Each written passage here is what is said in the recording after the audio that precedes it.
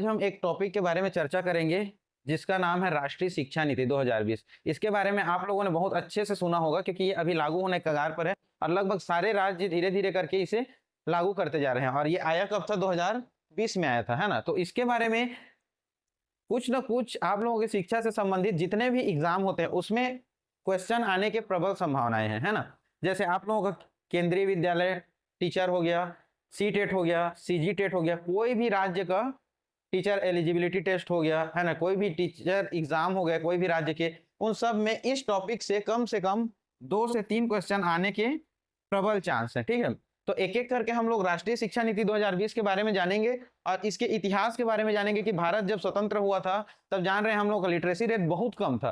तो सभी लोगों को एक बुनियादी शिक्षा प्रदान करने के लिए जिस प्रकार के लिए हमारे भारत सरकार ने शिक्षा नीति लागू किया हमारे राज्य में, उनको शिक्षित अपने राज्य के लोगों को शिक्षित करने के लिए, उसको एक एक करके देखेंगे। ठीक है, तो हम लोग स्टार्ट करते हैं राष्ट्रीय शिक्षा नीति। ठीक, चलिए।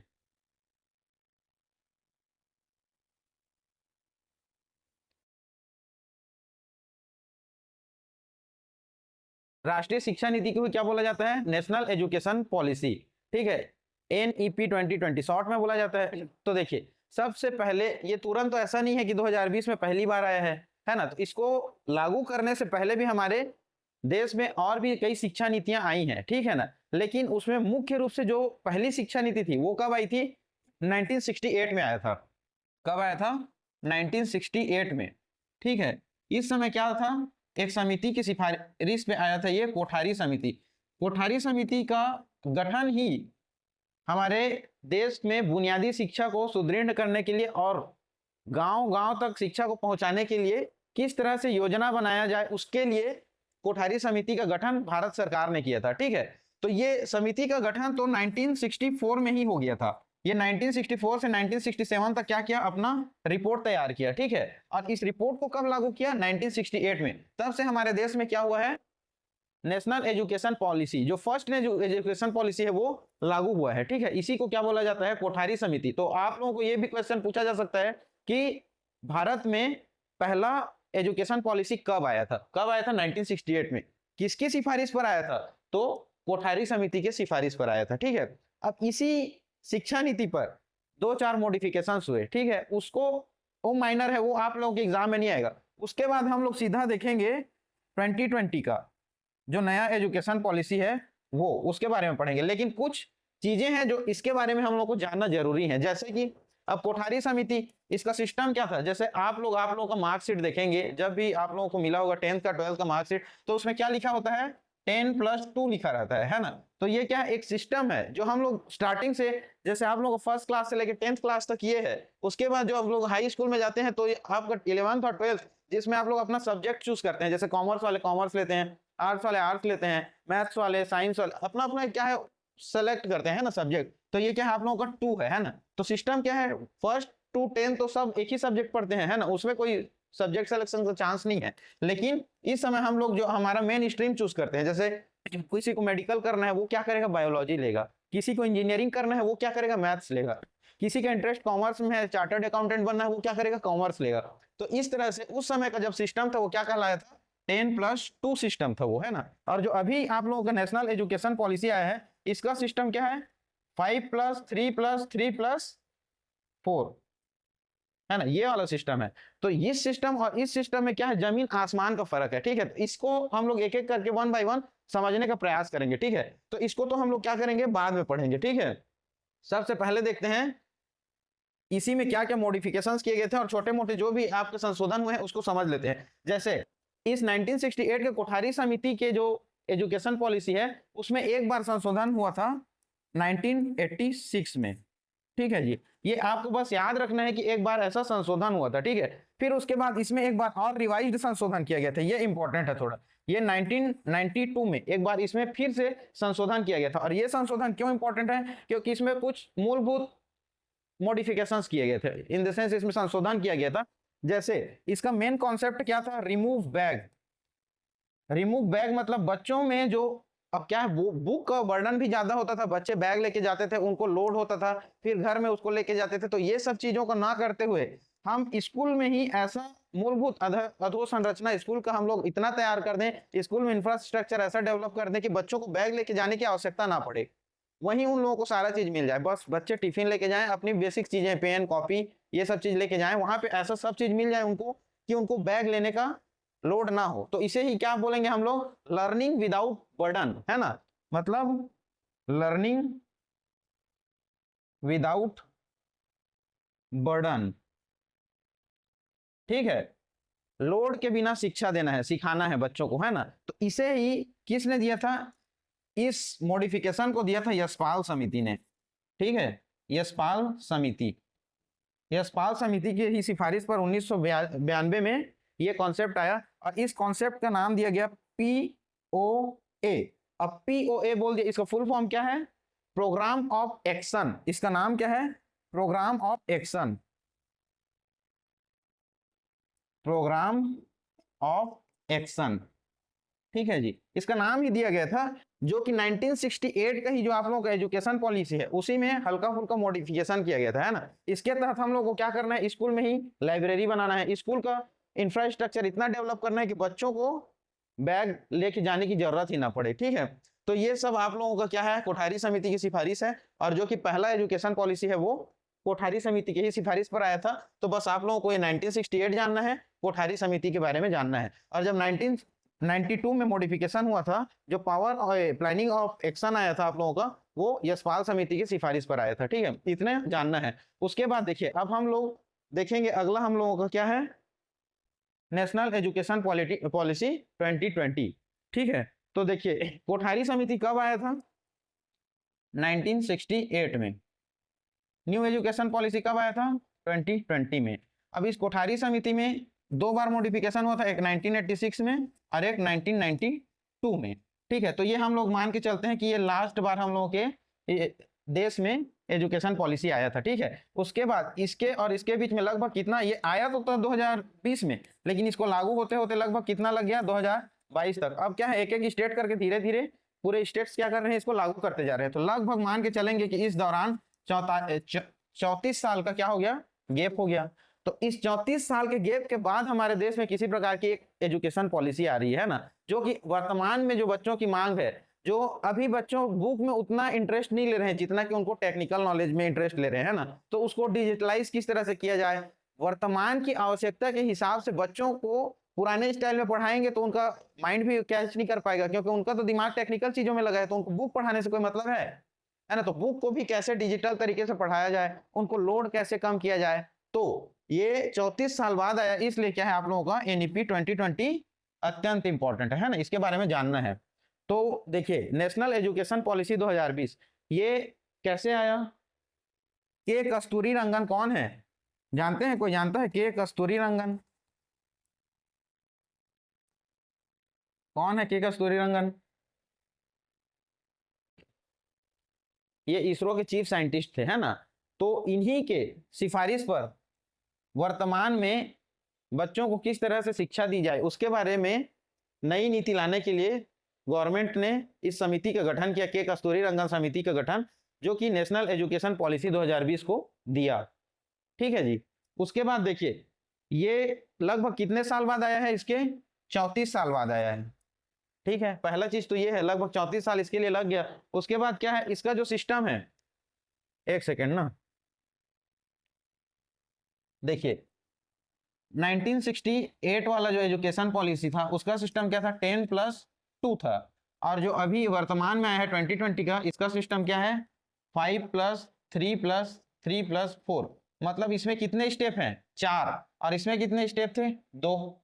ठीक है, तो इन चारों स्टेप में बच्चों का जो क्या बोलना चाहिए, 3 साल से लेके उनको आगे ले जाते 18 साल तक किस तरह से उनमें शिक्षा दिया जाए, उनके माइंड को डेवलप किया जाए, ताकि वो सीखते सीखते एक्सपर्ट हो जाए यहां तक आते तक, है ना। तो इस व्यवस्था को NEP 2020 में विस्तृत रूप से चर्चा की गई है। ठीक है, मतलब तो ये 4 स्टेज कौन कौन से हैं, इन सब के बारे में एक एक करके हम लोग समझेंगे, जानेंगे। ठीक है, तो देखिए इसे किसने दिया था, अब इसरो के जाने माने साइंटिस्ट हैं, है ना। तो इसरो जान रहे हैं हमारे देश की बहुत बड़ी संस्था है, कौन सी संस्था है, क्या संस्था है जी, जो भी अंतरिक्ष के बारे में जितने भी प्रकार के रिसर्च होते हैं वो इसरो करता है। इसरो का स्थापना कब हुआ था, कब हुआ था इसरो की स्थापना, किसी को पता है? नहीं, ये हुआ था 1969 में इसरो की स्थापना किया गया था, है ना, भारत में। ये स्टैटिक जीके है, इसको याद रखेंगे, ठीक है, ये भी महत्वपूर्ण है। देखिए जो आप लोगों का न्यू एजुकेशन पॉलिसी है 2020, इसके बारे में कुछ चीज इंपॉर्टेंट है। पहला तो ये क्या है कि कस्तूरी रंगन समिति की सिफारिश पर आया है, कि कस्तूरी रंगन समिति पर की सिफारिश पे आया है ना। इसका कॉन्सेप्ट क्या है, इसमें कितने स्टेप है, टोटल 4 स्टेप है ना, 5+3+3+4, जो कि पहले 10+2 था। इसे क्या बोला जाता है? अब देखिए इसमें बहुत सारे ऐसे संशोधन किए गए हैं जिसमें बच्चों के बुनियादी ढांचा पर ज्यादा ध्यान दिया गया है ना। बच्चों को बेसिक से लेके एडवांस तक कैसे लिया जाए, स्टेप बाय स्टेप इसमें चर्चा की गई है। देखिए हम लोग पहले क्या करते थे, यहाँ पे चूज करते थे हम लोगों को 10+2 में कि क्या करना है, मतलब हम लोग 10वीं तक पता भी नहीं होता था कि हम लोग को क्या करना है जिंदगी में, सब पढ़ रहे हैं वही चीज है ना। लेकिन हम 10th 11th और 12th में डिसाइड करते थे कि हमको क्या लेना है, डॉक्टर बनना है, इंजीनियर बनना है, कॉमर्स में पढ़ना है, कलेक्टर बनना है। तो अब जो कॉन्सेप्ट बना है ये, तो इसमें हम लोग क्या करेंगे, हम लोग 6वीं से ही समझ जाएंगे ये 3 और 4, तो मतलब इसमें 6 से ही कमर्शियल नॉलेज देना हम लोग स्टार्ट कर देंगे बच्चों को, ताकि उनका एक डायरेक्शन सेट हो जाए, उनका मेंटालिटी बन जाए कि हम लोग इस चीज में जा रहे हैं तो उसी चीज को करेंगे। अभी के एजुकेशन पॉलिसी में एक ये भी दिक्कत है, आदमी पढ़ रहे हैं इंजीनियरिंग का और लास्ट में बनता है आईएएस, या तो फिर क्या बन जाता है, प्यून तक बन जाता है कि नहीं, ये कंडीशन। तो ये स्थिति ना आए, आदमी अगर इंजीनियरिंग कर रहा है तो एक इंजीनियर ही बने, आदमी अगर मेडिकल कर रहा है मतलब बॉटनी या तो फिर बायोलॉजी लेके पढ़ रहा है तो बायोलॉजी लेके पढ़ रहा है तो डॉक्टर ही बने, बॉटनी लेके पढ़ रहे हैं तो वनस्पति विज्ञान का ही ज्ञाता बने, कॉमर्स लेके पढ़ रहे हैं तो वो सीए ही बने। तो इस तरह से इसको हम लोग सेट करेंगे, ठीक है। तो एक एक करके देखेंगे। इसे ही क्या बोला जाता है, नॉलेज का सुपर पावर बैंक बोला जाता है, ठीक है। एनईपी 2020 को ही हम लोग क्या बोलेंगे, नॉलेज का सुपर पावर बैंक बोलेंगे, ठीक है। नॉलेज का सुपर पावर बैंक, है ना। अगर पूछा जाए एनईपी 2020 को और किस नाम से जाना जाता है, तो इसका थीम है ना, एक तरह से इसको याद रखेंगे, नॉलेज का सुपर पावर बैंक, ठीक है। मतलब क्या समझेंगे इसका मतलब, ज्ञान का ऊर्जा स्रोत, है ना, ज्ञान का ऊर्जा स्रोत है ये, ठीक है। अब इसको सारे स्टेट एक एक करके धीरे धीरे लागू करते जा रहे हैं अपने अपने राज्यों में, है ना। तो इसको हम लोग एक एक करके अब समझते हैं, चलिए।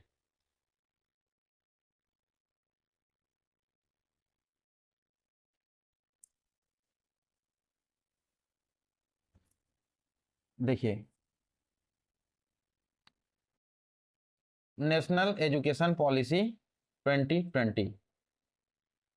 अब एक चीज बताइए, इसमें 4 स्टेप है, कौन कौन सा, 5+3+3+4, ठीक है। मतलब बच्चा, इसको काउंट कीजिए कितना रहे, 5 3 8, 8 3 11 और 11 4 15, ठीक है। तो 15 साल, यानी हम लोग इसमें कहाँ से कहाँ देख रहे हैं, 3 साल से 18 साल के बच्चों को हम लोग इसमें कवर कर रहे हैं, ठीक है। 15 साल में इतने साल तक के बच्चे इसमें कवर हो जाएंगे।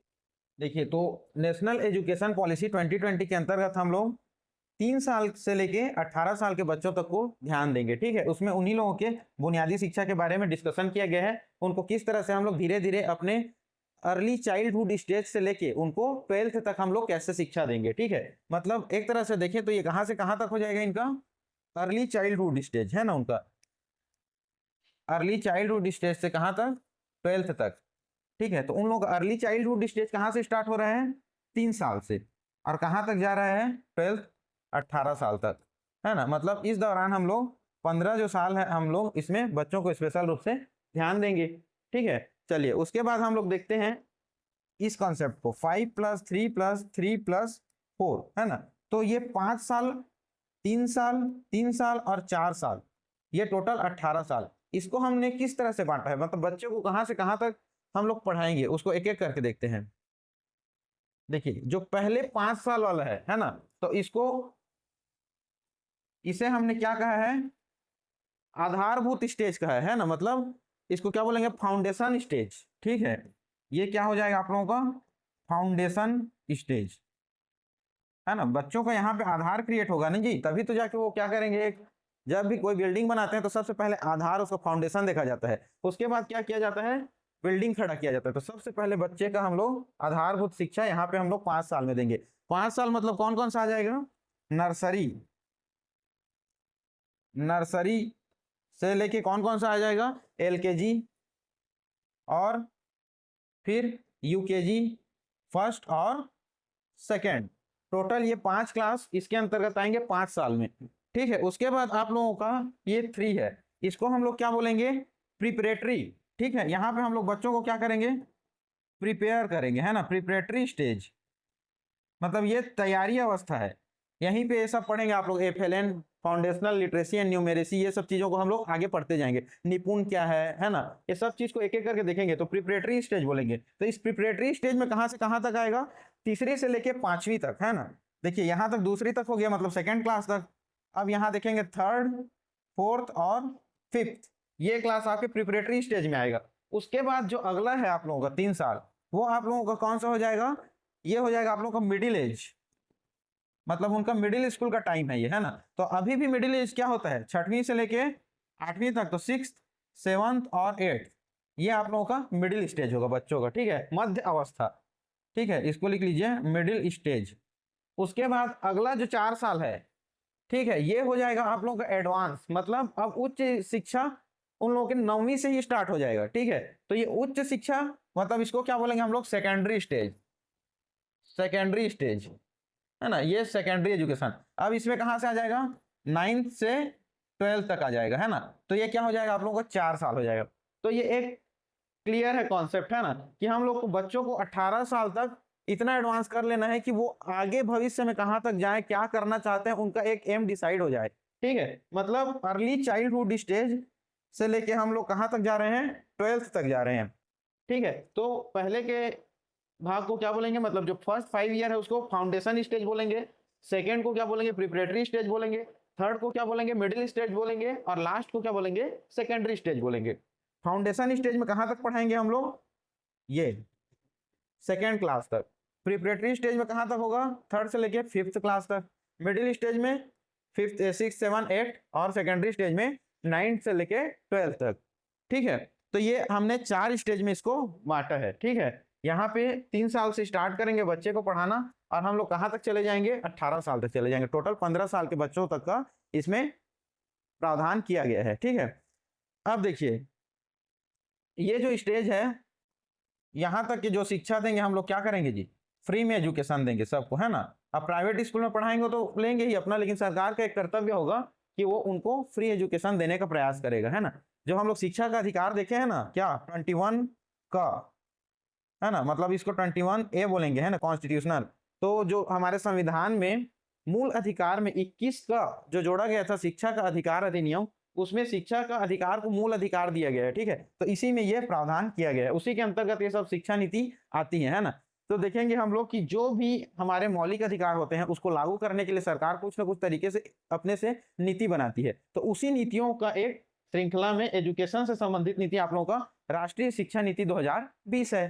ठीक है, तो यहाँ तक पूरा क्लियर है, समझ में आया, आया ना। अब देखिए एक चीज मेरे को बताइए, देखिए इसमें तो हमने 18 साल के बच्चों तक का प्रावधान कर दिया, लेकिन उसके बाद के बच्चों का क्या, 18 साल के बाद जो आगे पढ़ेंगे उसका प्रावधान नहीं किया है ना। तो उसकी कुछ कमियां भी हैं, तो उसके बारे में हम लोग देखेंगे एक एक करके। ठीक है, तो देखिए सबसे पहले क्या है, इस दौरान क्या क्या चेंजेस किए गए थे, है ना। सबसे पहले जो शिक्षा से संबंधित जो भी नीति निर्माण किया जाता था, उस मंत्रालय का नाम क्या था, HRD मिनिस्ट्री। HRD मतलब क्या, ह्यूमन रिसोर्स डेवलपमेंट मिनिस्ट्री। ठीक है, इसे ही क्या बोला जाता था, मानव संसाधन मंत्रालय, है कि नहीं, मानव संसाधन मंत्रालय बोला जाता था। लेकिन NEP 2020 के बाद, NEP 2020 के बाद इसका नाम का कन्वर्ट कर दिया गया, और क्या कर दिया गया, एजुकेशन मिनिस्ट्री, मतलब इसका नाम कर दिया गया शिक्षा मंत्रालय।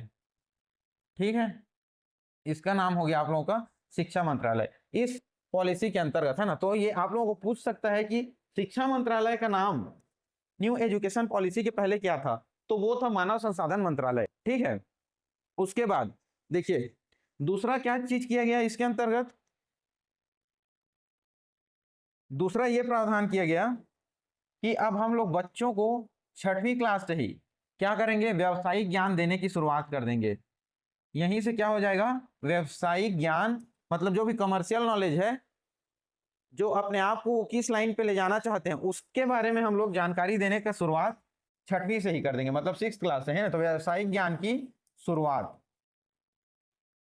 ठीक है, ये एक चेंजेस किया गया, जो कि अभी की स्थिति में बोलेंगे तो उनको 11th-12th के बाद ही समझ में आता है कि उनको कौन से लाइन में जाना है, लेकिन अब हम लोग यहीं से स्टार्ट कर देंगे 6वीं क्लास से इस चीज में, है ना। मतलब उनका एक एम डिसाइड हो जाएगा कि फ्यूचर में वो क्या करना चाहते हैं, ठीक है। उसके बाद तीसरा क्या चीज किया गया, 360 डिग्री हॉलिस्टिक डेवलपमेंट, हॉलिस्टिक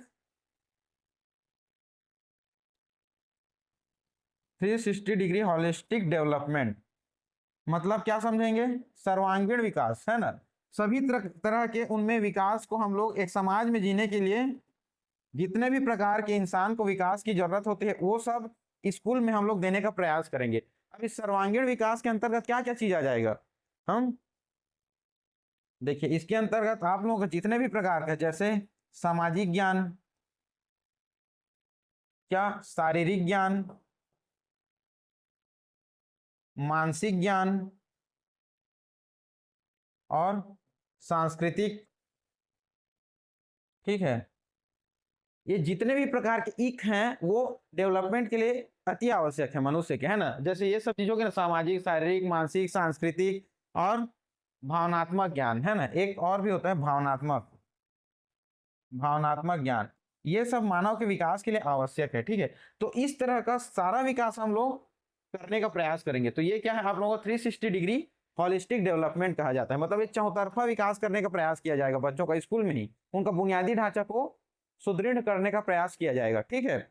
इसके लिए एक इस 360 डिग्री हॉलिस्टिक डेवलपमेंट को एक नाम दिया गया, क्या क्या नाम दिया गया, उसका नाम दिया गया परख, ठीक है। और इस परख का फुल फॉर्म आप लोगों को एग्जाम में लगभग पूछ ही लेता है, ठीक है। तो इस परख का फुल फॉर्म क्या होगा, बताइए, परख का कोई जानता है फुल फॉर्म क्या है। देखिए एक एक शब्द का अलग अलग वर्ड है, ठीक है। पी का अर्थ है परफॉर्मेंस, परफॉर्मेंस। ए का मतलब है असेसमेंट, ए का मतलब है असेसमेंट। आर का मतलब है रिव्यू, आर का मतलब क्या है, रिव्यू।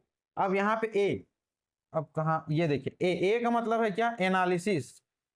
क्या करेंगे हम लोग, बच्चों का एनालिसिस करेंगे, ठीक है। अब एनालिसिस के बाद क्या करेंगे, के का मतलब क्या है, सॉरी ये एनालिसिस, ठीक है। के का मतलब क्या होगा, नॉलेज, उनको उस चीज के बारे में ज्ञान देंगे, नॉलेज, है ना। और एज का मतलब क्या है, एज का मतलब वही है जो सर्वांगीण विकास है, क्या, हॉलिस्टिक डेवलपमेंट, हॉलिस्टिक डेवलपमेंट, ठीक। तो ये जो आप लोगों का परख है यही क्या है, आप लोगों का 360 डिग्री हॉलिस्टिक डेवलपमेंट है बच्चों का, ठीक है। मतलब सर्वांगीण विकास करना है। पी का मतलब परफॉर्मेंस, ए का मतलब असेसमेंट, आर का मतलब रिव्यू, ए का मतलब एनालिसिस, के का मतलब नॉलेज और एच का मतलब हॉलिस्टिक डेवलपमेंट। तो ये फुल फॉर्म इसका आप लोगों को याद होना चाहिए, ठीक है। पूरे दिमाग में ये लाइन वर्ड टू वर्ड याद रहना चाहिए आप लोगों को, क्योंकि कोई भी एग्जाम में परख में एज का मतलब क्या है, परख में ए का मतलब क्या है, परख में दो ए हैं, उस दोनों ए का मतलब क्या क्या है, पहले ए का मतलब क्या है, पी का मतलब क्या है, ये सब चीज पूछ सकता है, ठीक है। तो ये चीज आप लोगों को पता होना चाहिए। चलिए उसके बाद अगला हम लोग देखते हैं और क्या क्या प्रावधान किए गए हैं एनईपी में। तो एक और प्रावधान किया गया है, जो भी हम लोग, अब क्या है, बहुत ही पिछड़े इलाके हैं जो अपने मातृभाषा में ही बात कर पाते हैं, ठीक है, उनको हिंदी में बोलना, इंग्लिश में बोलना, ये सब चीज थोड़ा कॉम्प्लिकेशंस आ जाता है उन लोगों को। तो वो कॉम्प्लिकेशंस ना आए इसलिए हमने क्या प्रावधान किया है एनईपी 2020 में, 5वीं तक जो 5th क्लास तक है उनके सब बच्चों को उनके मदर टंग, है ना, मतलब मदर लैंग्वेज बोलेंगे, है ना, मदर लैंग्वेज, मातृभाषा में उनको क्या दी जाएगी, शिक्षा दी जाएगी उन्हीं की मातृभाषा में, ताकि कोई भी चीज को समझने के लिए उनको परेशानी का सामना ना करना पड़े, है ना। एक एक चीज को लोग अच्छे से समझ जाए। तो ये आप लोगों का 5वीं तक के क्लास 5वीं क्लास तक हम लोग क्या करेंगे, बच्चों को उनके मातृभाषा में ही शिक्षा देने का प्रयास करेंगे। ठीक है, आया समझ में। अब इसके अंतर्गत और क्या क्या प्रावधान किया गया था, देखिए एनसीएफटीई, ठीक है, एनसीएफटीई का एक स्थापना किया जाएगा बोला गया था, है ना। मतलब एनसीएफटीई का फुल फॉर्म क्या होगा, national curriculum framework for teacher education. मतलब टीचर को भी हम लोग ट्रेनिंग देंगे कि बच्चों को किस तरह से उनको पढ़ाया जाए ताकि वो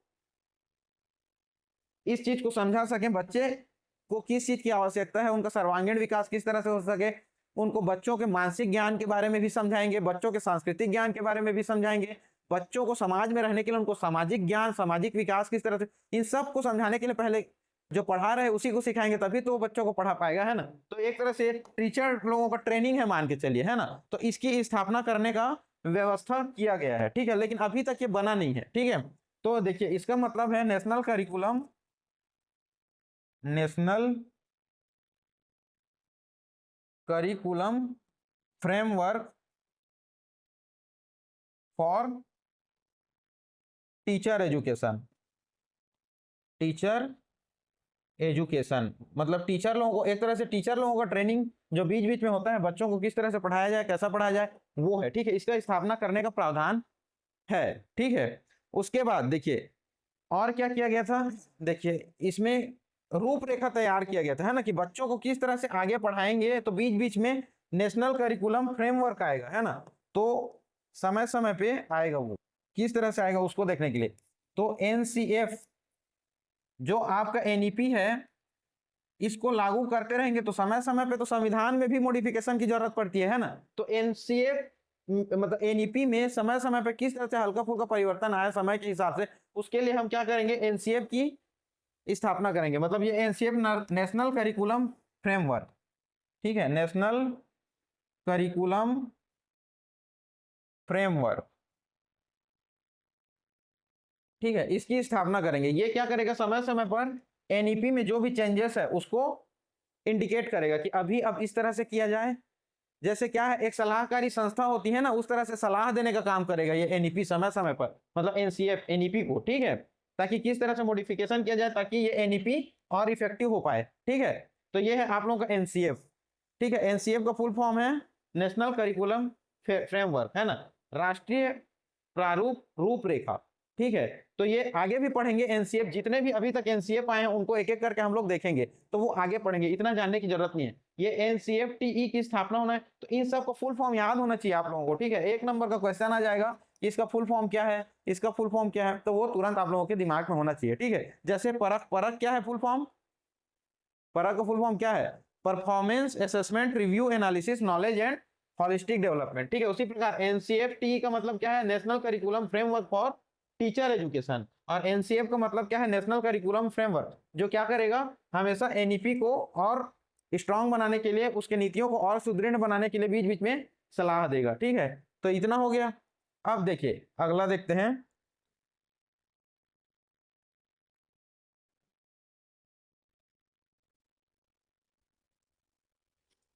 जो अभी बीएड है आप लोगों का वो 2 साल का चलता है, 2023-2024 में किस तरह से चल रहा है, बीएड 2 साल के लिए चल रहा है ना, 2 ईयर, 2 साल।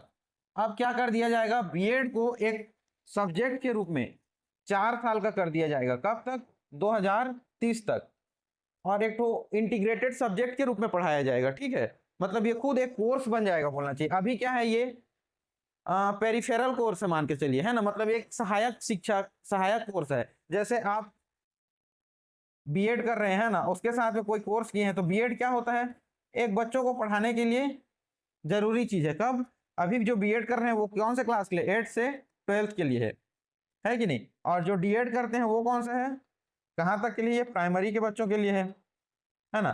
तो जो बीएड होगा उसको एक इंटीग्रेटेड कोर्स ही बना दिया जाएगा, ऑक्सिलरी कोर्स नहीं रहेगा वो, ठीक है। मतलब जैसे वो डिग्री ही बन जाएगा मान के चलिए, आप लोग उसके साथ में एमए बीए करके बैचलर डिग्री करके फिर हम लोग करते हैं, वो सब चीज करने की जरूरत नहीं है। तो ये एक और प्रावधान किया गया है कि 2030 तक बीएड को क्या कर दिया जाएगा, इंटीग्रेटेड कोर्स कर दिया जाएगा, है ना, एकीकृत कोर्स ऐसा बोल देंगे हम लोग।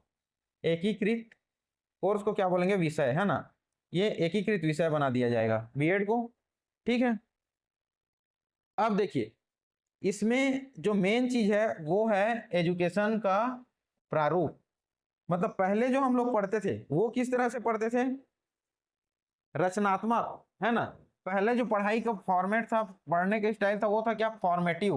पहले हम लोग पढ़ते थे उसको, है ना, फिर उसमें प्रैक्टिकल करते थे, है ना। जब भी देखेंगे आप लोग, जब 10th 12th में भी रहते हैं तो पहले आप लोगों को थ्योरी रटा दिया जाता है, फिर उसके बाद लैब ले जाया जाएगा, इसमें ये केमिकल डालो, इसमें ये केमिकल डालो, इसमें फिनोल्फ्थेलिन डालो, ये देखो ये एसिड है, ये बेस है, पहले पढ़ा दिया जाता था। फिर उसके बाद आप लोगों को प्रैक्टिकल कराया जाता, तो वो क्या है, प्रैक्टिकल बेस्ड नॉलेज नहीं होता था। अब क्या, उसे हम लोग पहले जो पढ़ते हैं उसको क्या बोलते थे, रचनात्मक, है कि नहीं, रचनात्मक ज्ञान, या तो इसी को क्या बोलेंगे, रूपात्मक ज्ञान।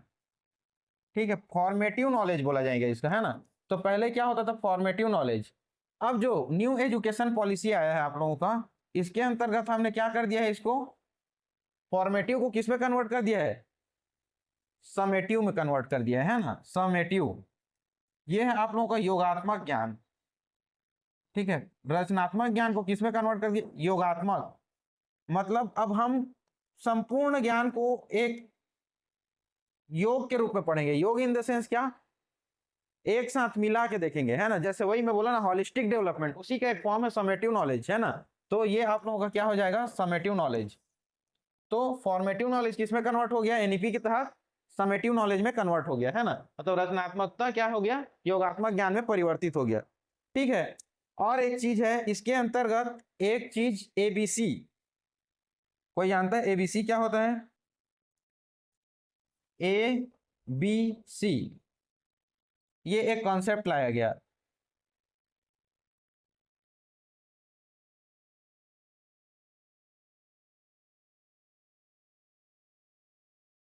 ठीक है, चलिए क्या किया गया, एबीसी का कॉन्सेप्ट लाया गया।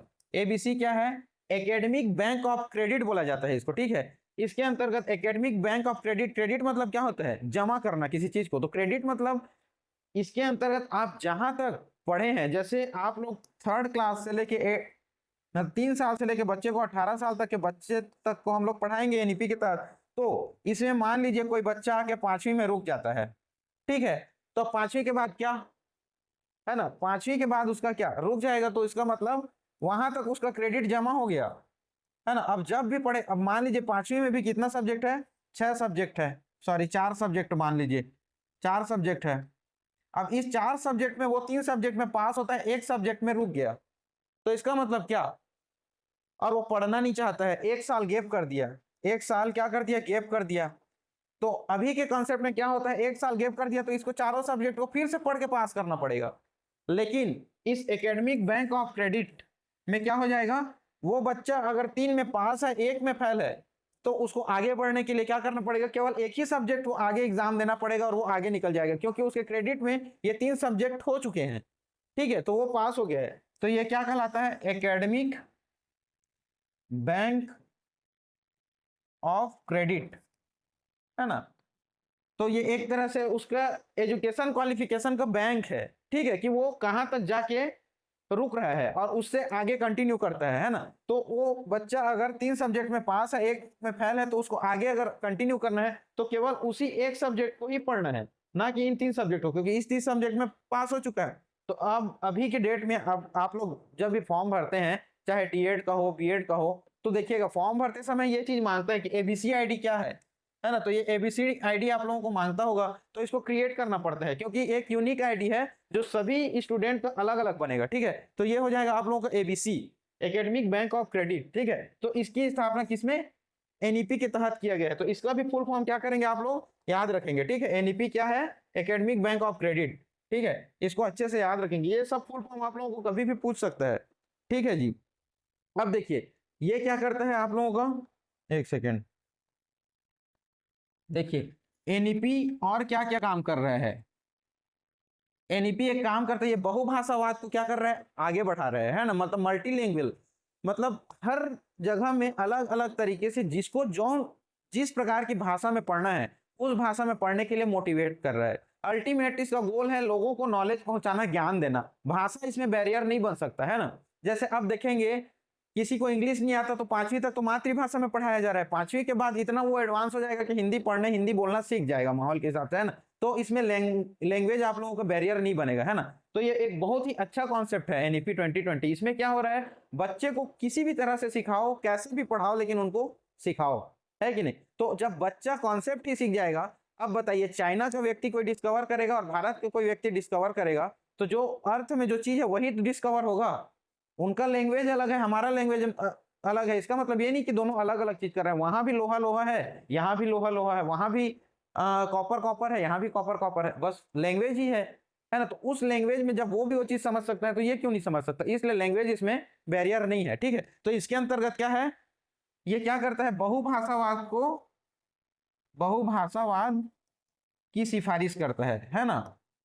बहुभाषावाद की सिफारिश करता है ये एनईपी। पूछ लेगा एनईपी के अंतर्गत निम्न में से कौन सा प्रावधान नहीं है, तो आप लोगों को फिर दिक्कत होगा। इसीलिए एक एक चीज जानना जरूरी है, ठीक है। तो एनईपी 2020 क्या करता है, बहुभाषावाद को उसकी सिफारिश करता है, ठीक है। उसके बाद क्या करता है, जो आप लोगों का रचनात्मक ज्ञान है, ये तो बहुत इंपॉर्टेंट है ना। रचनात्मक ज्ञान को किसमें शिफ्ट कर रहा है, योगात्मक ज्ञान में, है ना, योगात्मक ज्ञान में, है कि नहीं। तो ये सब चीज आप लोगों को पूरा याद होना चाहिए जी, है ना। मतलब इससे कोई दिक्कत और डाउट नहीं होना चाहिए, ठीक। रचनात्मक ज्ञान को इंग्लिश में क्या बोलेंगे, फॉर्मेटिव, ठीक है। फॉर्मेटिव नॉलेज को किस में कन्वर्ट कर देंगे हम लोग, समेटिव में। आया समझ में। तो ये पूछा जाता है कि एनईपी 2020 के अंतर्गत किस प्रकार का ज्ञान को किस प्रकार के ज्ञान में कन्वर्ट करने की कोशिश की जा रही है। तो ये रचनात्मक ज्ञान को योगात्मक ज्ञान में कन्वर्ट करने का कोशिश किया जाएगा, है कि नहीं। चलिए अगला देखते हैं, और क्या क्या करता है, और क्या देखे थे। मातृभाषा में कहां तक की शिक्षा दी जाएगी, जो भी प्राइमरी शिक्षा है, मतलब 5th क्लास तक को क्या बोलेंगे, प्राइमरी शिक्षा। तो मातृभाषा में प्राथमिक शिक्षा का ज्ञान, है कि नहीं, प्राथमिक शिक्षा दी जाएगी, ऐसा लिखे, है ना, दी जाएगी, ठीक है। ये हो गया आप लोगों का। उसके बाद अगला देखिए और क्या क्या है। जो भी नॉलेज है उसको हम लोग कैसे शिफ्ट कर रहे हैं, प्रैक्टिकल नॉलेज, करके सीखो, ना कि पहले रट दो और फिर करो। क्योंकि रट देते हैं तो रटने से क्या होगा, जब तक करके नहीं देखेंगे चीजों को तो कोई काम का नहीं है ना। अब देखिए कई इंजीनियर होते हैं जो केवल पढ़ के बनते हैं, और जबकि उस इंजीनियर से ज्यादा अच्छा तो गांव का मैकेनिक बनाएगा जी ट्रैक्टर को, है ना। मान लीजिए कोई हम लोग पढ़ लिए, कोई इंजीनियर है वो पढ़ लिया, ऑटो साइकिल पढ़ लिया, मैकेनिक्स पढ़ लिया, है ना, हर प्रकार का टॉम डॉम। देखिए इसमें अगला कॉन्सेप्ट है, 6वीं क्लास में हम लोग बच्चों को हम शास्त्रीय ज्ञान देने का प्रयास करेंगे, है ना। टोटल हमारे देश में कितने शास्त्रीय भाषाएं हैं, पहले 6 थी, अभी वर्तमान में 2024 में 5 और जोड़ दी गई हैं, है ना। तो टोटल हमारे पास शास्त्रीय भाषा 11 हो गए हैं अभी, ठीक है, पहले 6 थी, ठीक है। तो इस 6 भाषाओं के बारे में हम लोग 6वीं से कोई भी एक शास्त्रीय भाषा कोई भी बच्चा चूज कर सकता है पढ़ने के लिए, ताकि नॉलेज हो। कुल मिला के क्या है, एक क्लासिकल लैंग्वेज है जिसका इतिहास बहुत पुराना होता है, उनको हम लोग बोलते हैं शास्त्रीय भाषाएं, ठीक है। तो देखिए सबसे प्राचीन शास्त्रीय भाषा बोलेंगे तो वो है तमिल, है जी, सबसे प्राचीन शास्त्रीय भाषा बोलेंगे तमिल। तो टोटल कितने शास्त्रीय भाषाएं हैं, 11। तो उन शास्त्रीय भाषाओं के नाम भी जानिए, क्योंकि ये भी स्टैटिक जी के में आता है, ठीक है। तो देखिए कौन कौन से शास्त्रीय भाषा है, सबसे पहला है तमिल, ठीक, उसके बाद संस्कृत, उसके बाद तेलुगु, ये सबको याद रखना है एक एक करके, ठीक है। उसके बाद क्या है, कन्नड़, तेलुगु, कन्नड़, कन्नड़ के बाद कन्नड़, मलयाली, एक हो जाएगा मलयाली, ठीक है, कितना हो गया, 2 3, है ना। मलयाली के बाद इसमें उड़िया, अगला हो जाएगा उड़िया। ये जो पहले आपके 6 थे वो है, और जो 2025 में सॉरी 2024 में जुड़ा है वो 4 अलग हैं, ठीक है। तो वो 4 आपके हैं, पाली, प्राकृत, मराठी, ठीक है, पाली, प्राकृत, मराठी। और 2 कौन से हैं, पाली, प्राकृत, मराठी, एक बंगाली और एक है असमिया, ठीक। तो टोटल हमारे पास वर्तमान में कितने शास्त्रीय भाषाएं हैं, 11, ठीक है जी। तो एक शास्त्रीय भाषा का ज्ञान होना चाहिए, है ना, 6वीं में। अब बच्चा एक शास्त्रीय भाषा के बारे में भी नॉलेज ले सकेगा। जैसे संस्कृत कंपलसरी होता था ना, अब संस्कृत ना होके वो कोई एक भाषा को इसमें से चूज करके अपना स्टडी कंटिन्यू कर सकता है। ठीक है, चलिए और क्या क्या प्रावधान है एनईपी के अंतर्गत।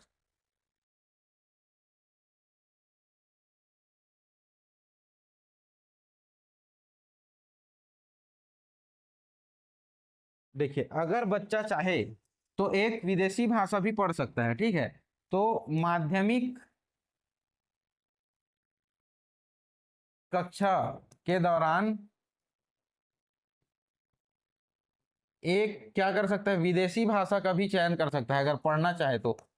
विदेशी भाषा का चयन कर सकता है पढ़ने के लिए। ठीक है, मतलब अपने से एक विदेशी भाषा सीखना चाहे तो एक विदेशी भाषा के बारे में भी नॉलेज ले सकता है। ठीक है, और उस विदेशी भाषा में ही कुछ ही है, जैसे कोरियन, ठीक है, फ्रेंच और जापानी। थाईलैंड का कौन सा भाषा है, थाई। ठीक है, और रूस, रूस नहीं लिखे, रूसी है ना, और पुर्तगाली। ठीक है, इन सब भाषाओं के बारे में जान सकता है। ठीक है, और जैसे जर्मनी का जर्मन भाषा, ठीक है, स्पेन का स्पेनिश भाषा, इन सब भाषाओं के बारे में जानकारी ले सकता है। ठीक है, अगर वो चाहे तो। चलिए,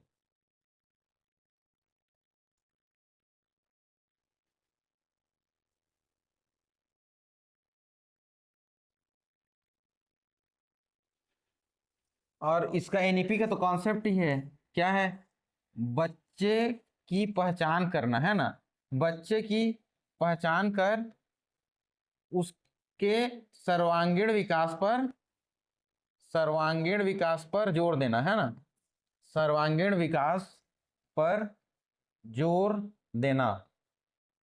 ठीक है, मतलब बच्चे में किस चीज की कमी हो रही है उसको हम लोगों को जानना है। ठीक है, और उस कमी को दूर करके उसके सर्वांगीण विकास पर जोर देना है। ठीक है, मतलब क्या करना चाहिए उसके अंतर्गत कुल मिला के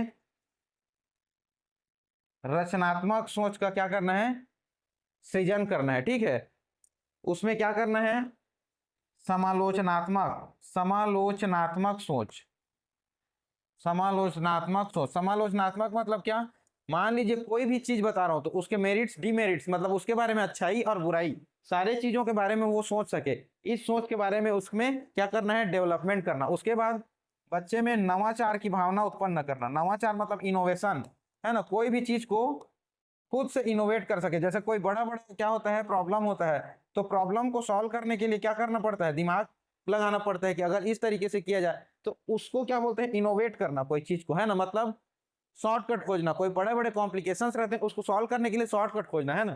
तो इस तरह से नवाचार का सोच विकसित करना, है ना। तो ये सब चीज क्या है आप लोगों का एनईपी का मेन उद्देश्य है। ठीक है, उसके बाद देखिए अगला क्या है, समावेशी शिक्षा।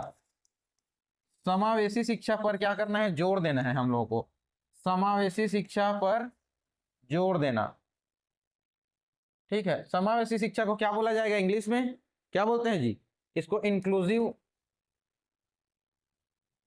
एजुकेशन बोलते हैं, है ना, इंक्लूसिव एजुकेशन। ठीक है, तो ये आप लोगों को क्या है, समावेशी शिक्षा पर जोर देना। समावेशी मतलब सबको एक साथ लेके आगे बढ़ना, है ना। जैसे कोई क्लास में अगर बहुत ही ब्रिलियंट लड़का है तो कई टीचर क्या करते हैं, उसको फेवरेट मान लेते हैं, उसी को लेके आगे बढ़ते चले जाते हैं, बाकी पीछे के बच्चे पीछे रह जाते हैं।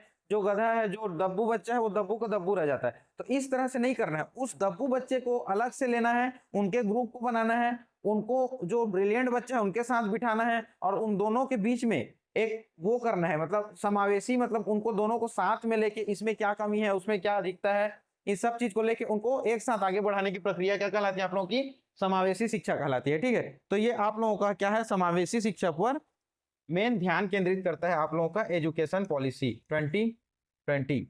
ठीक है, तो ये हो गया आप लोगों के, तो ये सब चीज क्या है आप लोगों के समावेशी शिक्षा के बारे में।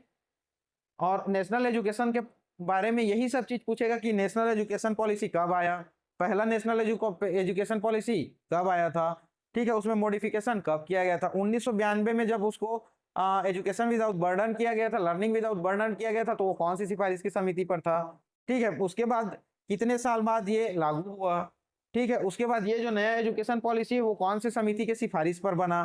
एचआरडी मिनिस्ट्री का नाम एजुकेशन मिनिस्ट्री कब किया गया वो पूछेगा। ठीक है। अभी शिक्षा मंत्रालय के वर्तमान में मंत्री कौन है ये भी पूछ सकता है। ठीक है। तो एचआरडी जो मानव संसाधन विकास मंत्रालय था उसका नाम शिक्षा मंत्रालय कर दिया गया। वो कौन से नीति के तहत किया गया था तो राष्ट्रीय शिक्षा नीति 2020 के तहत किया गया था। और ये सब चीज जो आप लोगों को शॉर्ट फॉर्म बताया, ईसीसीई का क्या मतलब है, परख का क्या फुल फॉर्म है, एबीसी का क्या फुल फॉर्म है ना, एकेडमिक बैंक ऑफ क्रेडिट हो गया, परख, इन सब चीज को पॉइंट टू पॉइंट याद रखना है। ठीक है। ये सब चीज आप लोगों को एक दो क्वेश्चन तो आने ही है। ठीक है। एटलीस्ट आप लोगों का 2 क्वेश्चन इस टॉपिक से आना ही है। ठीक है। तो इसका फॉर्मूला क्या है ना, जैसे 5 + 3 + 3 + 4 इसका फॉर्मूला है। पहले जो एजुकेशन पॉलिसी था उसका फॉर्मूला क्या था, 10 + 2 था। तो उसको ऐसा क्यों कन्वर्ट किया गया। इसमें कितने स्टेज हैं तो टोटल 1 2 3 4 स्टेज हैं। इस चारों स्टेज में कौन से क्लास में कौन से स्टेज लागू होगा, कितने वर्ष के बच्चों के लिए है तो 15 वर्ष तक के बच्चा, मतलब सॉरी 15 वर्ष के बच्चों के लिए कौन कौन से, 3 से लेकर 18 वर्ष तक के बच्चों के लिए 15 साल के लिए ये लागू होगा, है ना। अब ये कहाँ से स्टार्ट होगा, नर्सरी से स्टार्ट होगा और कहाँ तक जाएगा, 12th तक जाएगा। ये सब चीज नेशनल एजुकेशन पॉलिसी की मेन जो की पॉइंट है उसको आप लोगों को याद रखना है। ठीक है। उसके बाद अगला देखते हैं।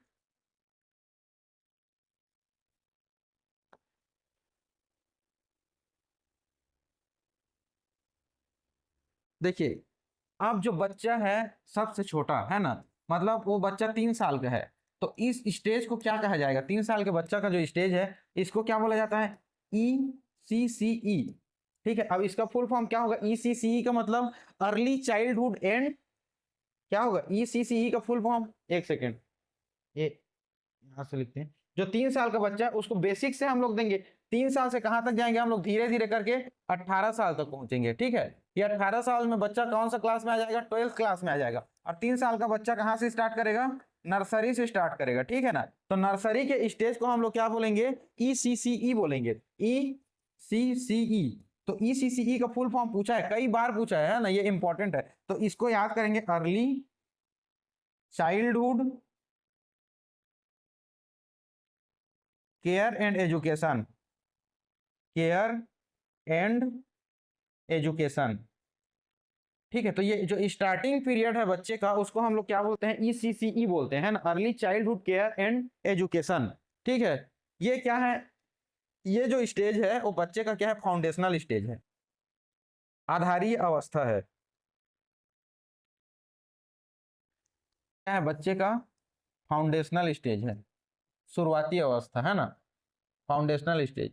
तो पूछेगा अगर ECCE स्टेज से आप क्या समझते हैं तो क्या बोलेंगे आप लोग उसको, बच्चे का वो क्या है, आधारीय अवस्था है, मतलब फाउंडेशनल स्टेज है। ठीक है ना। मतलब ये कहां तक होगा, ECCE 5 साल होगा ना जी। तो 5 साल कब तक होगा, 3 साल से स्टार्ट होगा तो 3 साल से 8 साल तक होगा ना बच्चे का ये स्टेज, है ना। तो शुरू का 5 साल फाउंडेशनल स्टेज है, उसी को ECCE बोला जाता है। मैं बताया था 5 + 3 + 3 + 4 में ये जो पहला स्टेज है वो फाउंडेशनल स्टेज है, ये प्रिपरेटरी स्टेज है, ये मिडिल स्टेज है और ये क्या है, सेकेंडरी स्टेज है ना। तो ये पहला फाउंडेशनल स्टेज है ना। अब देखिए इस अवस्था में हम लोग क्या सिखाएंगे बच्चे को, बच्चा जब एकदम फाउंडेशन में है, बहुत ही छोटा है, तो इसमें हम लोगों को उसको क्या क्या नॉलेज देना है ताकि वो आगे अपना जब भी वो प्रिपरेटरी स्टेज में जाए तब तक वो उस स्टेज के सारे चीजों को कैप्चर करने के लिए एबल हो सके। तो हमको क्या क्या नॉलेज देना है, सबसे पहले इसमें हम लोग देंगे अल्फाबेटिकल नॉलेज। अल्फाबेटिकल मतलब पढ़ने के लिए उसको आना चाहिए, ABCD अ ब स द, अगर मातृभाषा में पढ़ता है तो उसकी मातृभाषा का अल्फाबेट है ना, तो उसको क्या बोलेंगे हम लोग, पहले एक सेकेंड ना, पहले क्या देंगे हम लोग, अल्फाबेटिकल नॉलेज देंगे उसको। ठीक है। इस स्टेज में ये सब काम होगा, पहले अल्फाबेटिकल नॉलेज देंगे, उसके बाद उसको क्या समझाएंगे, लैंग्वेज के बारे में बताएंगे, भाषा के बारे में। ठीक है। अभी बच्चे को आधार हम लोग दे रहे हैं ना, बच्चे को सिखा रहे हैं कि आगे पढ़ना है, 3rd में जाएगा तो क्या हो जाएगा, प्रिपरेटरी स्टेज में आ जाएगा, तो उस समय हम लोग FLN ये सब फाउंडेशनल लिटरेसी एंड न्यूमेरेसी क्या क्या इन सब के बारे में बताऊंगा। ठीक है। अभी इसको देखिए, उस चीज को समझने के लिए ये सब चीज जानना उसके लिए जरूरी होगा। तो पहला अल्फाबेटिकल नॉलेज, फिर क्या देंगे हम लोग, लैंग्वेज के बारे में देंगे, है ना। लैंग्वेज के बाद क्या करेंगे, नंबर की जानकारी देंगे, संख्यात्मक ज्ञान, A B C 1 2 3 4 5 6, उसको जोड़ना, काउंटिंग, ये सब चीज सिखाएंगे। ठीक है। तो नंबर नंबर हो गया, मतलब उसको क्या सिखाएंगे, काउंटिंग सिखाएंगे, जोड़ घटाओ, है ना, वो बेसिक जो है प्लस माइनस, है ना, मल्टीप्लाई डिवाइड, ये सब चीज सिखाएंगे। उसके बाद क्या सिखाएंगे, कलर्स के बारे में सिखाएंगे, कौन सा कलर्स क्या है, कैसा है ना, ब्लू क्या है, व्हाइट क्या है, रेड क्या है, इन सब के बारे में जानकारी देंगे। उसके बाद शेप्स के बारे में जानकारी देंगे, शेप मतलब जो भी साइज है, स्क्वायर क्या है, गोल क्या है, ट्राइंगल क्या है ना, रेक्टेंगल क्या है, इन सब के बारे में जानकारी देंगे। ठीक है। और क्या क्या करेंगे, उनको इंडोर और आउटडोर नॉलेज देंगे, मतलब आउटडोर गेम्स का नॉलेज देंगे, है ना। ये सब इंडोर आउटडोर गेम्स क्या क्या होते हैं, जिसे घर के अंदर खेला जाता है इंडोर गेम्स है, घर के बाहर जिसे खेला जाता है उसे आउटडोर गेम बोलते हैं। तो इन सब के बारे में जानकारी देंगे। मतलब देखिए, अब न्यू एजुकेशन पॉलिसी के अंतर्गत जो समाज सिखाता है वो भी स्कूल में ही हम लोग सिखाने का प्रयास कर रहे हैं, है ना। तो एक तरह से बच्चे का पूरा 100% 360 डिग्री होलिस्टिक डेवलपमेंट हो रहा है ना। देखिए ये सब चीज इंडोर आउटडोर गेम ये क्या है, ये सब चीज सिखाने का काम पहले क्या करता था हमारा फर्स्ट स्कूल, जिसको फैमिली बोला जाता है ना, उसके बाद समाज के कांटेक्ट में आता है बच्चे, तो वो सब करते थे। लेकिन अब इसको सबको स्कूल में ही कर देना है ना, मतलब बच्चा को पूर्ण रूप से विकसित करना है कुल मिला के। ठीक। उसके बाद देखिए अगला क्या काम करेंगे हम लोग, सॉरी, अगला देखेंगे उन लोगों को लॉजिक्स सिखाएंगे बच्चों को, है ना। जैसे लॉजिक्स में क्या बोलेंगे, पजल, है ना, जैसे रूबिक क्यूब होता है ना जी, रूबिक क्यूबिक ऐसा वाला नहीं होता है जिसमें रूबिक क्यूबिक खेलते हैं सब लोग, है ना, ऐसा ऐसा डिब्बा बना रहता है, उस डिब्बा को सॉल्व करने वाला सिस्टम होता है ना। तो ये सब चीज को सॉल्व करना, पजल सॉल्व करना सिखाएंगे। ठीक है। उसके बाद उनके अंदर में लॉजिकल रीजनिंग, मतलब उस लेवल का नहीं जो आपके अभी के एग्जाम में आता है ना, लॉजिक्स मतलब बताना सिखाएंगे। जैसे माचिस की तिल्ली पकड़ा दिए तीन, चलो इसमें ए बना के दिखाओ, तो वो बच्चा क्या करेगा, ये तीनों तिल्ली को ऐसा ऐसा ऐसा रख देगा तो ए बन जाएगा। चलो इससे सी बना के दिखाओ, तो वो क्या करेगा, तीन तिल्ली को ऐसा रख देगा तो सी बन जाएगा। चार तिल्ली दे देंगे तो डी बना के दिखाओ, तो ऐसा ऐसा ऐसा रख देगा तो डी बन जाएगा। तो ये सब क्या करेंगे हम लोग, लॉजिकल रीजनिंग उन लोगों को देने का प्रयास करेंगे, ताकि वो बच्चा क्या कर सके, अगला जो स्टेप में आए तो सारे चीजों को कैप्चर कर सके। ठीक है। उसके बाद अगला क्या करेंगे हम लोग इस स्टेज में, ये देखिए ये फाउंडेशनल स्टेज है, मतलब बच्चे को आधार देकर उसको हर चीज को सिखा देना, ताकि वो अगले स्टेज में उसको किसी प्रकार का प्रॉब्लम फेस ना करना पड़े। ठीक है। तो अर्ली चाइल्डहुड केयर एजुकेशन में हम लोग बच्चे को लॉजिकल रीजनिंग तक पहुंचा दिए, है ना। और क्या क्या दे सकते हैं ताकि वो अपने प्रिपरेटरी स्टेज में आगे बढ़ सके, तो इसके अंतर्गत हम लोग क्या करेंगे, अगला प्रॉब्लम सॉल्विंग, है ना। प्रॉब्लम सॉल्विंग मतलब कुछ प्रकार के छोटे छोटे प्रॉब्लम्स देंगे, उनको सॉल्व करने की कोशिश करवाएंगे उनसे, है ना। छोटे छोटे कॉम्प्लेक्सेशन वाले ऐसे कुछ दे देंगे। मान लीजिए बहुत सारे दे दिए नीला कलर के बॉल, बहुत सारे लाल कलर के बॉल दे देंगे, है ना, और बहुत सारे व्हाइट कलर के बॉल दे देंगे। अब इस सब को मिला देंगे, उसके बाद हम लोग बोलेंगे कि इन सब को अलग अलग अपने अपने लाइन में सेट करो, है ना। तो सब कलर के बॉल को एक एक साथ वो लोग सेट करेंगे, तो ये हो जाएगा उन लोगों का क्या है, प्रॉब्लम सॉल्विंग, है ना। ये भी हम लोग उसको अर्ली चाइल्डहुड केयर स्टेज में ही ये सब चीज सिखाएंगे। ठीक है। उसके बाद अगला क्या होगा, यहाँ पे हम लोग क्या सिखाएंगे, उन लोगों को ड्राइंग सिखाएंगे, है ना, चित्रकारी सिखाएंगे और पेंटिंग सिखाएंगे, है ना, पेंटिंग। ठीक है। और क्या क्या कराएंगे, पेंटिंग कराएंगे, ड्राइंग कराएंगे, उसके साथ साथ और क्या करा सकते हैं बच्चों को, हाँ, कुछ विजुअल आर्ट, है ना, विजुअल आर्ट दिखाएंगे उन लोगों को, है ना, विजुअल आर्ट जैसे कुछ पशु पक्षी इन सब का दिखा दिया उन लोगों को, है ना, तो पूछे ये क्या चीज है, तो उसी तरह से दूसरा चीज दिखाए, जैसे शेर का इधर फोटो दिखाए, उधर फिर थोड़ी देर बाद बोले ये क्या है, तो वो बोलेगा शेर है ना। तो ये सब चीज के बारे में नॉलेज देंगे। ठीक है। उसके बाद अगला क्या है, क्राफ्ट। क्राफ्ट मतलब समझते हैं, कुछ क्राफ्टिंग सिखाना, जैसे कागज में, कागज को ऐसे पकड़ के मोड़ देते हैं, फिर उसको बीच में काटते हैं, कुछ काटते हैं तो सबको बोल्ड फोल्ड को ओपन करते हैं तो कुछ नया डिजाइन बनता है ना। तो वो सब क्या होता है, क्राफ्टिंग में आता है ना। तो ये भी हम लोग क्या करेंगे, अर्ली चाइल्डहुड स्टेज में ही बच्चे को सिखाएंगे। ठीक है ना। उसके बाद क्या क्या कराएंगे, बच्चे को डांस सिखाने का प्रयास करेंगे। मतलब ये वाला स्टेज क्या होगा, बच्चे को पूरा आधार देने का काम करेगा, उसको एंटरटेन करना है। ठीक है ना। बच्चे को बोरिंग नहीं होना है, बच्चे ताकि उसको पढ़ने में इंटरेस्ट आए, वो आगे जाकर पढ़ना ही चूज करे, है ना। मतलब कई लोग क्या होते हैं, बच्चे लोग बोर हो जाते हैं, स्कूल नहीं जाऊंगा, ये करूंगा वो करूंगा, ऐसा नहीं होना चाहिए। बच्चे को पूरा स्कूल में एंटरटेनमेंट मिलना चाहिए। ठीक है। डांस हो गया। उसके बाद डांस के बाद और क्या क्या होता है, म्यूजिक, है ना। इस समय हम लोग क्या करेंगे, म्यूजिक गाना वाना सिखाएंगे उन लोगों को, गाना गाएंगे वो लोग, है ना, हम लोग कुछ एक्टिविटी करके दिखाएंगे। उसके बाद क्या होगा, और क्या हो सकता है? तो ये सारी चीजें इंटरटेन वाली सब बच्चे के अर्ली चाइल्डहुड स्टेज में ही करना है, ठीक है। तो अगर हम लोग फाउंडेशनल स्टेज को और एक स्टेज के नाम से जाने तो वो क्या कहलाएगा आप लोगों का? ECCE, early childhood care and education कहलाएगा, ठीक है।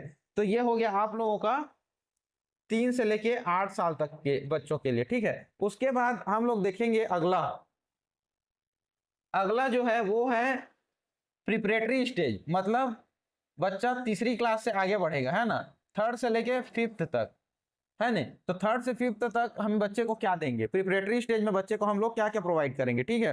तो देखिए इस स्टेज में देखिए पहला तो होता है FLN, ठीक है। FLN मतलब इसका फुल फॉर्म है foundational literacy and numeracy, foundation literacy and numeracy, ठीक है। मतलब क्या होना इसका हिंदी में क्या होगा? बुनियादी साक्षरता और संख्यात्मकता, है ना। इसका नाम भी देखेंगे, बुनियादी मतलब आधारभूत, तो इसी को क्या लिखेंगे हम लोग? बुनियादी शिक्षा, सॉरी, बुनियादी साक्षरता और संख्यात्मकता, संख्यात्मकता। अब ये वाला स्टेज आप लोग को हम लोग बच्चों को FLN की जानकारी थर्ड क्लास से लेके फिफ्थ क्लास तक देंगे, है ना, बुनियादी साक्षरता और संख्यात्मकता। अब इसका अर्थ क्या है? ये किस तरह का ज्ञान है बताइए। अब देखिए हम जो उसको उसके फाउंडेशनल स्टेज में दिए थे नॉलेज, अल्फाबेटिक्स के बारे में, न्यूमेरेसी के बारे में, है ना, क्राफ्टिंग के बारे में, डांस, म्यूजिक, ये सब चीज नॉलेज दे चुके हैं। अब उस सब चीज का यूज करना सीखेगा यहाँ पे, ठीक है ना। मतलब जो बेसिक न्यूमेरेसी है, जैसे आपका संख्यात्मकता, जोड़ क्या है, घटाव क्या है, भागित क्या है, गुणित क्या है, बड़ा क्या है, छोटा क्या है, इन सब चीज के बारे में उसको आधारभूत नॉलेज यहाँ पे देंगे। साक्षरता, उसको अब क्या है, जो वर्डिंग सिखाए उसे अब उससे क्या करना है? शब्द बनाना, शब्द तो जानेगा वो, उससे क्या करेंगे? वाक्य बनाना सिखाएंगे, ठीक है। और क्या करेंगे? पाठ्य पुस्तक को पढ़ना सिखाएंगे, है ना। पाठ्य पुस्तक को खुद से पढ़ना स्टार्ट करेगा, अर्थ निकालना सीखेगा वाक्यों का, है ना। तो ये सब चीज उसके साक्षरता में आ जाएगा। तो थोड़ा उससे क्या हो गया, अब वो एडवांस हो गया। तो FLN का भी फुल फॉर्म पूछ सकता है आप लोगों को, और ये कब दिया जाएगा? तो तीसरी से लेके 5वीं तक ये सब चीज को सिखाया जाएगा। कितने साल तक सिखाया जाएगा? अब 5वीं कौन से क्लास में पहुंचेगा? 8 साल में, है ना। तो 8th ईयर से इसको हम लोग ये नॉलेज देने का स्टार्ट कर देंगे, ठीक है। ये समझ में आया? 8वीं क्लास से स्टार्ट करेंगे ये चीज को, ठीक है।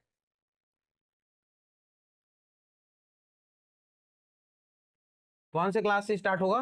तीसरी क्लास से स्टार्ट होगा।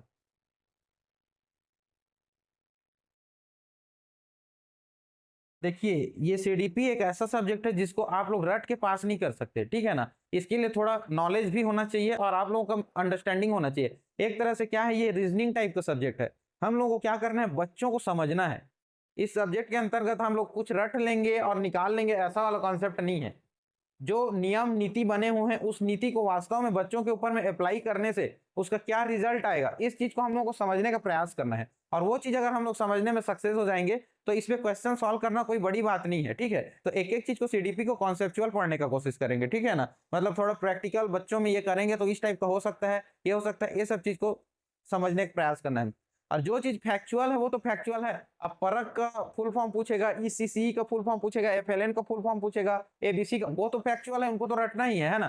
बाकी देखिए ECCE के अंतर्गत क्या क्या चीज होना है, जैसे मैं बताया बेसिक नंबर का नॉलेज देना है, लैंग्वेज का नॉलेज देना है, अल्फाबेटिक्स का नॉलेज देना है। तो वो सब क्या है, क्राफ्टिंग कराना है, डांसिंग कराना है। तो वो अपने दिमाग में लगाना है कि हाँ ये बच्चे को इतने में ऐसा रखेंगे तो वो इंटरटेनमेंट होगा, इस टाइप का हम लोग को करते जाना है, ठीक है। तो देखिए ये अब उसके बाद थोड़ा उसका एडवांस रूप ECCE के बाद थर्ड से लेके 8 तक हम लोग क्या दे रहे हैं? FLN, foundational literacy and numeracy. अब बच्चे को इतना नॉलेज हो जाए कि वो संख्यात्मक ज्ञान सीख जाए, आधारभूत लैंग्वेज के बारे में जान जाए, मातृभाषा के बारे में जान जाए, वाक्यों का अर्थ निकालना जान जाए। तो ये थर्ड से लेके आप लोगों का 8 तक वो चीज आप लोगों के माइंड में आ जाएगा, बच्चों के दिमाग में आ जाएगा, तो वो लेवल भी वो पार कर जाएगा, ठीक है ना। इसी तरह से हमारे इस सब चीजों को डिजाइन किया गया है, ठीक है। चलिए देखते हैं अगला।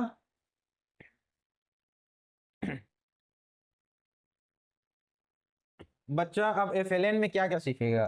FLN के अंतर्गत बच्चा क्या क्या सीखेगा? तो देखिए सबसे पहले बच्चा क्या सीखेगा, रीडिंग। ठीक है, क्या करेगा बच्चा, पहले रीड करना सीखेगा, है ना। उसके बाद क्या सीखेगा बच्चा, राइटिंग। ठीक है, लिखना सीखेगा, पढ़ना सीखेगा, लिखना सीखेगा, और क्या सीखेगा, बेसिक मैथ्स। ठीक है, बेसिक मैथ्स,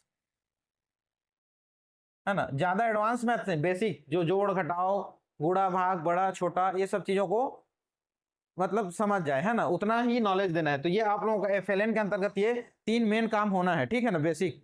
अब देखिए एक तरह से देखेंगे तो ये बच्चे का सीखने का क्या है, निम्न स्तर है। यहीं से बच्चा सीखना स्टार्ट करेगा।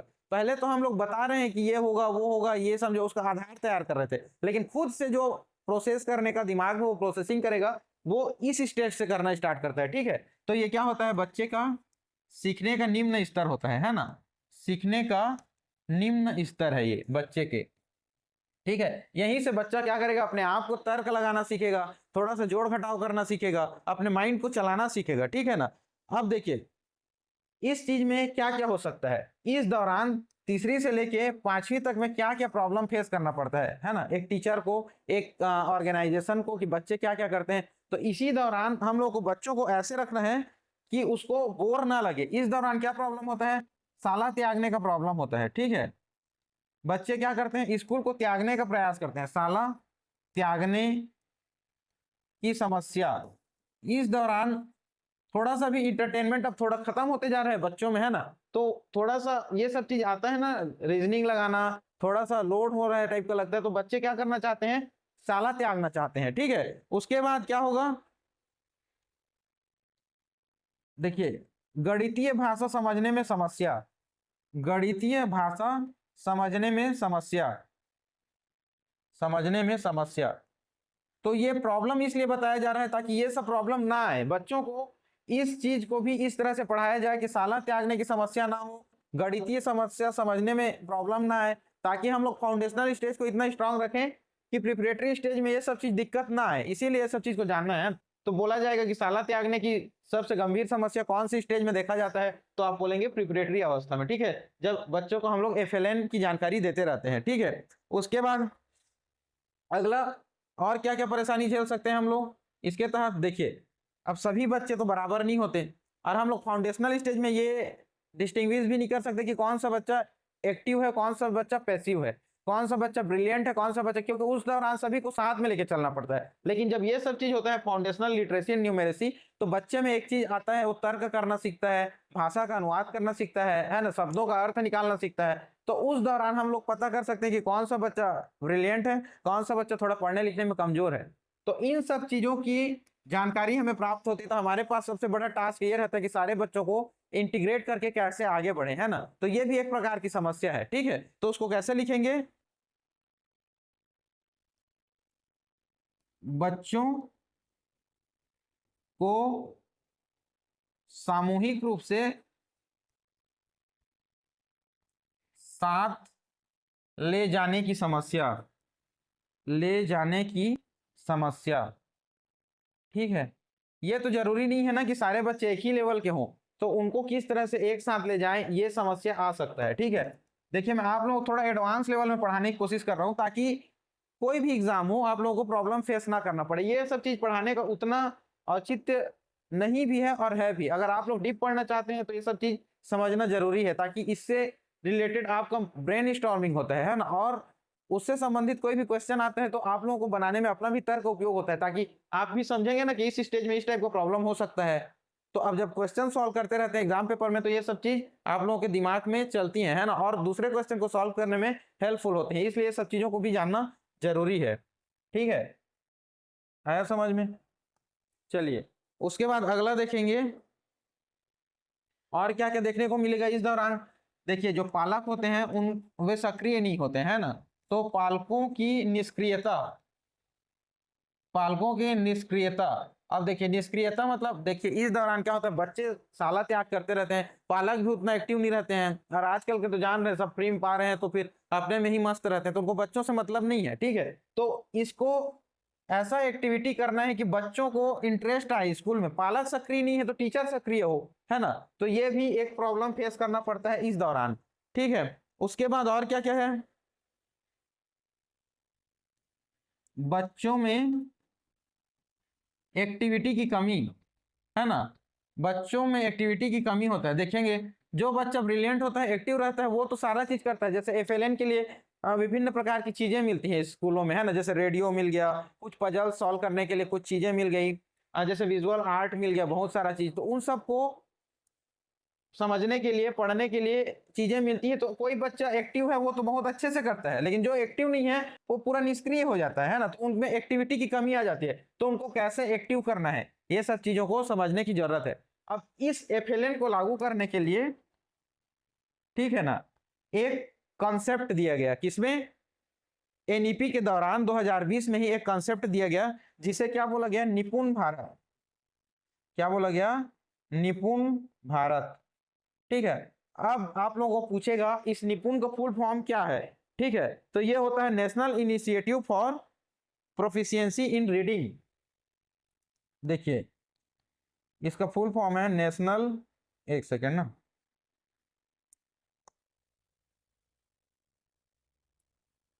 एनईपी के तहत एफएलएन को, है ना, एफएलएन को लागू करने के लिए ये निपुण भारत आया था। तो इसका फुल फॉर्म क्या होगा, नेशनल इनिशिएटिव फॉर प्रोफिशिएंसी, है ना, national institute for proficiency in reading with understanding and numeracy, with understanding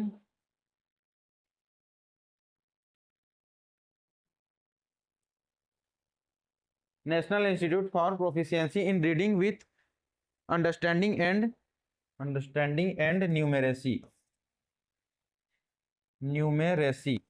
ठीक है, एन का नेशनल, आई का इनिशिएटिव, है ना, पी का proficiency, in reading with, you का अंडरस्टैंडिंग और न्यूमेरेसी एन का। ठीक है, तो ये चीज याद रखेंगे, निपुण। तो निपुण भारत स्कीम किस चीज के लिए लाया गया था, एफएलएन को लागू करने के लिए। ठीक है, एफएलएन को लागू करने के लिए। ठीक है, अब इस निपुण भारत की शुरुआत कब की गई थी, तो ये भी आप लोगों को क्वेश्चन पूछ सकता है। तो इसको लिखेंगे 5 जुलाई 2021 को इसे लागू किया गया था। ठीक है, निपुण भारत, समझ में आया।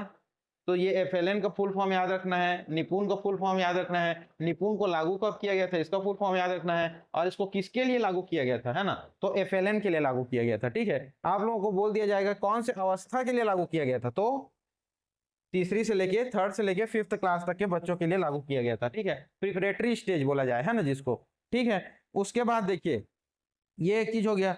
उसके बाद एक है आप लोगों का दीक्षा पोर्टल, दीक्षा पोर्टल, है ना, तो दीक्षा पोर्टल भी निपुण भारत के अंतर्गत एफएलएन के लिए ही लाया गया था। ठीक है, अब दीक्षा पोर्टल क्या है, डिजिटल इंफ्रास्ट्रक्चर फॉर, लिखिए digital infrastructure, digital infrastructure for knowledge sharing, knowledge, digital infrastructure for knowledge sharing हो गया।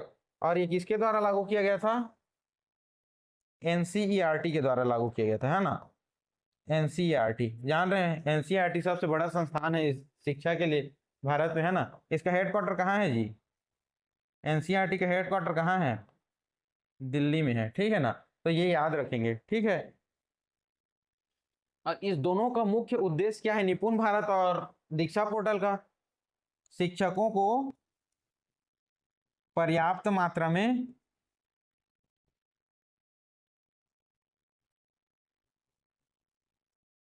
संसाधन उपलब्ध कराना, है ना, संसाधन उपलब्ध कराना, संसाधन उपलब्ध